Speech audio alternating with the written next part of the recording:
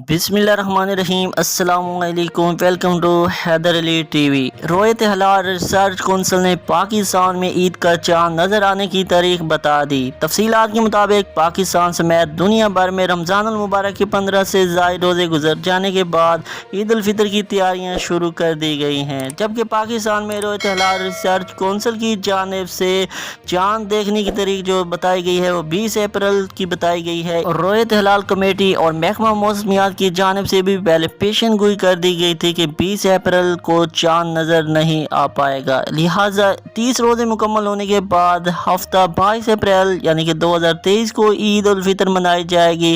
रोयत हलाल कमेटी और महकमा मौसमियात और रोयत हलाल कमेटी कौंसिल के मेंबरान ने अब पेशन गोई यही कर दी गई है कि पाकिस्तान के अंदर ईद उल फितर जो है वो 22 अप्रैल को होने जा रही है और इस बार जो रोज़े हैं वो 30 रोज़े होंगे और हर तरफ ईद की तैयारियां शुरू कर दी गई हैं। और उम्मीद करते हैं आपको वीडियो अच्छी लगी होगी। मज़ीद इस तरह की वीडियो के लिए हमारे चैनल के साथ कनेक्टेड रहें।